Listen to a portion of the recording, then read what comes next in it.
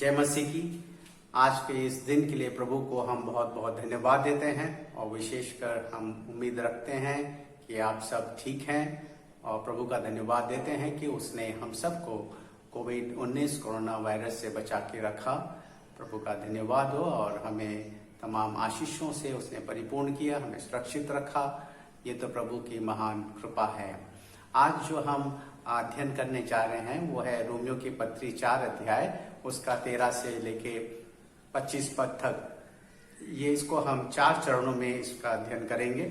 सबसे पहले तो ये देखेंगे कि अब्राहम को प्रतिज्ञा किसके द्वारा मिली, जो कि हम 13 पद से लेके 15 पद में देखेंगे। और उसके बाद दूसरी बात हम देखेंगे कि अब्राहम क्यों सब जातियों का मूल पिता बना और कैसे वो जो कि हम 16 से 18 पद में देखेंगे। और फिर तीसरा जो देखेंगे, अब्राहम विश्वास के द्वारा कैसे धर्मी ठहराए गए, जो कि 19 से 22 पद में हम देखेंगे। और उसके बाद चौथा जो चरण है वह हम विश्वास के द्वारा कैसे धर्मी ठहराए जाते हैं, जो कि हमें 23 से 25 पद में मिलता है। कुल मिला के यहाँ पर इस पूरे रोमियो की पत्री 4 अध्याय 13 से 25 पद में हम इस बात को देखेंगे कि अब्राहम को प्रतिज्ञा व्यवस्था के द्वारा नहीं, विश्वास के द्वारा मिली। और क्योंकि विश्वास के द्वारा मिला, इसलिए वो सब जातियों का मूल पिता हुआ, चाहे वो इजरायली हो चाहे अन्य जाति हो। और जिस तरीके से उसे प्रतिज्ञा विश्वास के धार्मिकता के द्वारा मिली, वैसे ही वो विश्वास के द्वारा धर्मी भी ठहराया गया। और जिस प्रकार अब्राहम विश्वास के द्वारा धर्मी ठहराया गया, उसी तरीके से हम भी धर्मी ठहराए जाएंगे।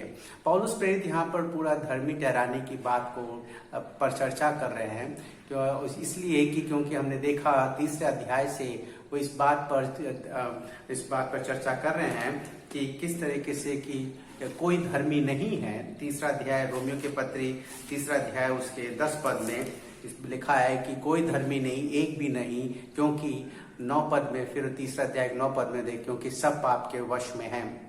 पाप के वश में होने के कारण हम सब ने अधर्म के काम किए हैं।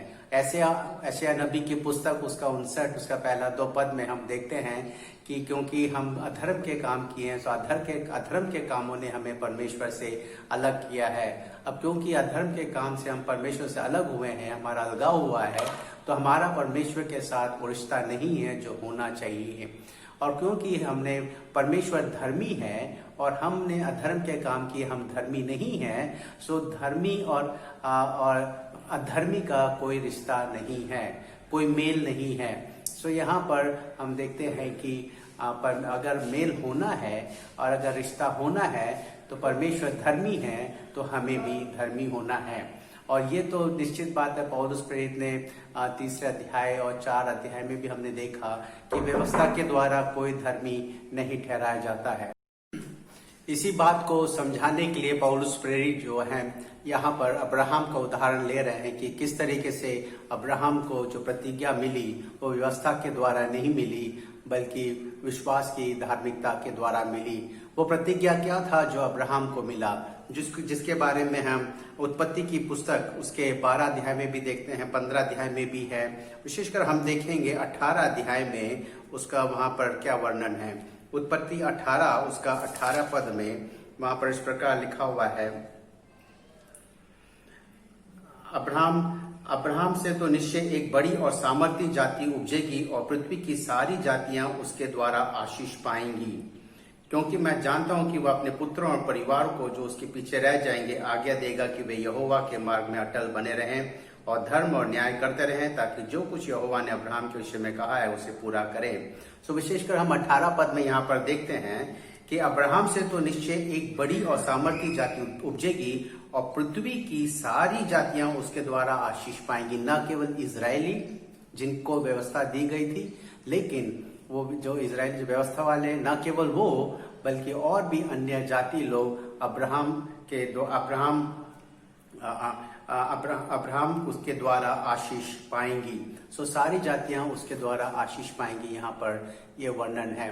सो ये सब ये कैसे पूरा होगा कि सारी जातियां अब्राहम के द्वारा आशीष पाएंगी। सो इसी बात का यहाँ पर वर्णन है कि पौलुस प्रेरित ने यहाँ पर वर्णन किया है कि किस तरीके से अब्राहम जो है सब जातियों का मूल पिता होगा या सारी जातियां आशीष पाएंगी। अगर व्यवस्था के द्वारा ही अगर धर्मी होना होता है तो फिर जिनके पास व्यवस्था है वो व्यवस्था का पालन करते और वो धर्मी होते, तब भी वो व्यवस्था का पालन नहीं करते और वो धर्मी नहीं ठहरते, और जिनके पास व्यवस्था नहीं अन्य जाति लोग तो वैसे ही छूट जाते, तो वो धर्मी नहीं ठहराए जाते। तो इसलिए इसने यहाँ पर उदाहरण दिया कि अब्राहम जो है उसने प्रतिज्ञा जब पाई थी 17 जब हमने 18 अध्याय का जब ये पढ़ा भी 18 पद में कि सारी आशीषें जो है जो पृथ्वी की सब जातियां अब्राहम के द्वारा आशीष पाएंगी, वो जो है स्वर्गीय आशीष की बात का वहां पर वर्णन है। सारी जातियां पृथ्वी के द्वारा अब्राहम के द्वारा कैसे आशीष पाएंगी उसके बारे में लिखा है कि जब हम आगे देखेंगे उसमें रोमियो की पत्री में ही आगे उसमें 4 अध्याय में लिखा हुआ है 18 पद में, उसने निराशा में भी आशा रखकर विश्वास किया इसलिए कि उस वचन के अनुसार कि तेरा वंश ऐसा होगा। उसका वंश ऐसा होगा यानी उसका वंश वहां पे लिखा है कि तारागणों के समान होगा। सो वो वंश क्या है, उसका वो वंश जो है यीशु मसीह। अब्राहम के द्वारा जो सारी पृथ्वी आशीष पाएंगी वो है यीशु मसीह के द्वारा आशीष पाएंगी। या उसमें उसका वर्णन हम गलातियों के पत्री उसका 3 अध्याय 14 पद में वहां पर और स्पष्ट रूप से पौलुस प्रेरित ने पवित्र आत्मा के द्वारा यहाँ पर वर्णन किया है। 3 अध्याय उसके 14 पद में वहां पर लिखा हुआ है, यह इसलिए हुआ कि अब्राहम की आशीष मसीह यीशु में अन्य जातियों तक पहुंचे और हम विश्वास के द्वारा उस आत्मा को प्राप्त करें जिसकी प्रतिज्ञा हुई है। और 29 पद में भी उसी बात का वर्णन है, और यदि तुम मसीह के हो तो अब्राहम के वंश और प्रतिज्ञा के अनुसार वारिस भी हो। सो अन्य जाति जो है मसीह यीशु में होकर मसीह यीशु में अब्राहम के साथ आशीष पा रहे हैं। वो कौन सी आशीष है? वो आत्मिक आशीष है। और लिखा 29 पद में लिखा हुआ है, और यदि तुम मसीह के हो तो अब्राहम के वंश और प्रतिज्ञा के अनुसार वारिस भी हो। सो यहाँ आत्मिक आशीष की बात हो रही है। वो आत्मिक आशीष ये है कि हम धर्मी ठहराए जाएंगे, क्योंकि बिना धर्मी ठहराए हम अब्राहम के वंश में पर यीशु मसीह में होकर आशीष नहीं पा सकते। सो यीशु मसीह जो है वो अब्राहम का वंश है जिसके द्वारा पृथ्वी की सारी जातियां आशीष पाएंगी। सो इस बात का वहां पर पौलुस प्रेरित वर्णन करना चाह रहे हैं कि वो जो आशीष है आत्मिक आशीष धर्मी ठहराया जाना, यह न व्यवस्था के द्वारा है न व्यवस्था वालों के लिए है। वो जिस प्रकार अब्राहम ने प्रतिज्ञा किया और जिस प्रकार अब्राहम को विश्वास के द्वारा प्रतिज्ञा मिली, उसी तरीके से विश्वास के द्वारा सारी जातियां भी अब्राहम के वंश के वारिस होंगे। यहाँ पर एक शब्द लिखा 13 में, यह प्रतिज्ञा कि वह जगत का वारिस होगा। जगत का वारिस होगा मतलब कि यीशु मसीह में होकर सब जो है वो सारी पृथ्वी अब्राहम के साथ आशीष पाएंगी। ये जगत का वारिस का यहाँ पर मतलब है। और उसके बाद वो कैसे होगा उस बात का वर्णन है। 16 पद में हमने देखा कि अब्राहम सब जातियों का पिता कैसे होगा, जब विश्वास के द्वारा। अगर व्यवस्था के द्वारा होता तो केवल इजरायलियों का पिता होता, क्योंकि अब व्यवस्था के द्वारा नहीं विश्वास के द्वारा, तो अन्य जाति भी विश्वास के द्वारा धर्मी ठहराए जाएंगे। तो अब्राहम जो है सब जातियों का मूल पिता होगा। उसी बात को समझाने के लिए उसने 19 पद से उस बात का वर्णन किया किस तरीके से अब्राहम जो है उसने विश्वास किया।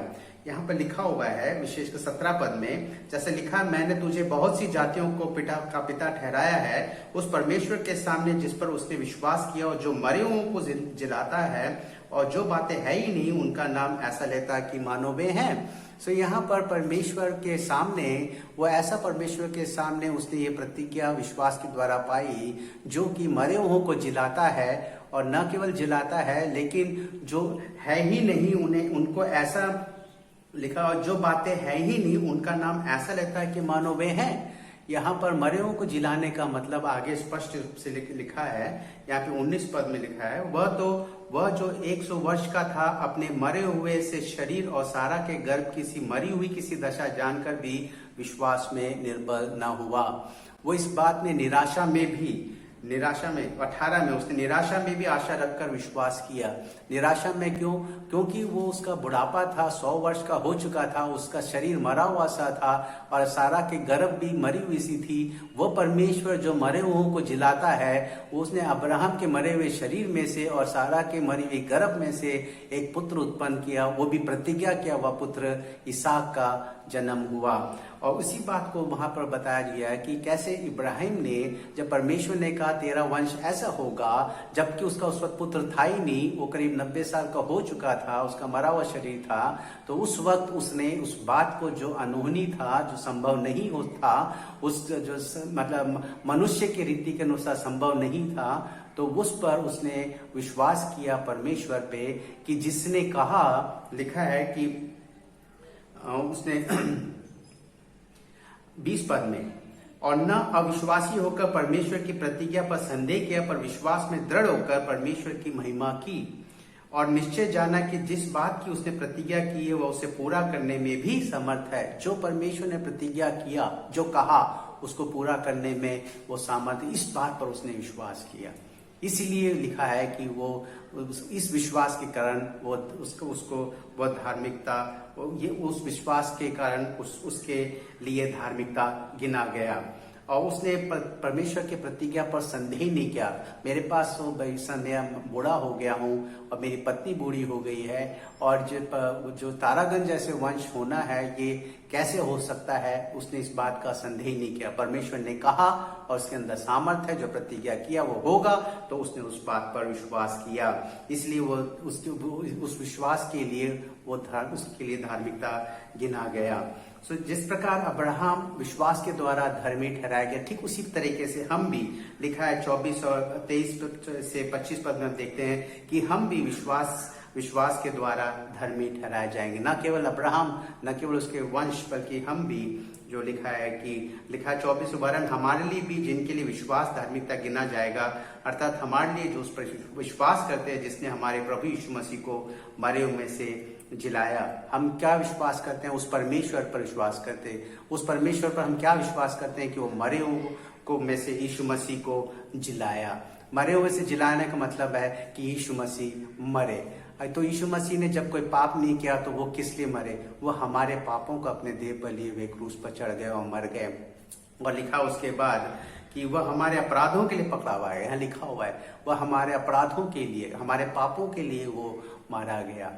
और उसके बाद वो न केवल मारा गया, लेकिन वो जिलाया गया।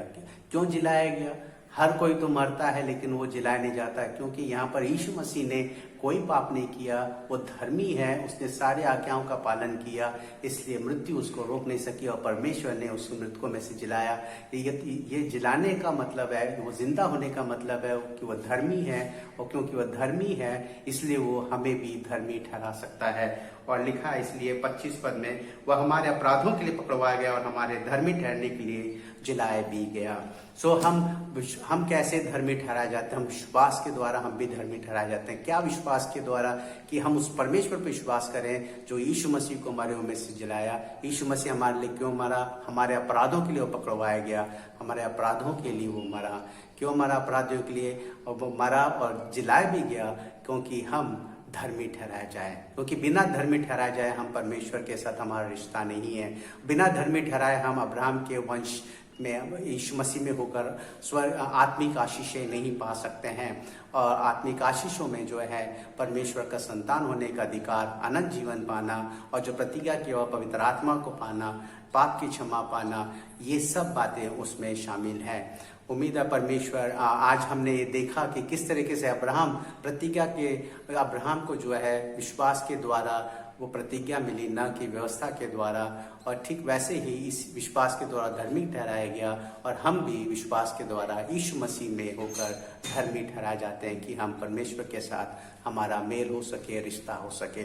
इस वचन के लिए परमेश्वर को हम धन्यवाद देते हैं। प्रभु आप सबको आशीष दें, हर प्रकार की विपत्ति से रक्षा करें, बुराई से बचा के रखें, विशेषकर वचन पढ़ने में और अच्छी तरह से उसका अध्ययन करने में और उसके अनुसार चलने में ताकि ये परमेश्वर की महिमा हो। जिस प्रकार अब्राहम ने विश्वास किया और उसने उस कारण परमेश्वर की महिमा हुई। अगर व्यवस्था के द्वारा होता तो इतनी महिमा, तो परमेश्वर की महिमा नहीं होती। लेकिन यहाँ पर जो है अब्राहम ने विश्वास किया महिमा के लिए, उसके द्वारा परमेश्वर की महिमा हुई। तो हम भी, हमारा जीवन जो है परमेश्वर की महिमा के लिए होने पाए, ये हम प्रार्थना करते हैं और उम्मीद करते हैं कि ऐसा ही आप करेंगे।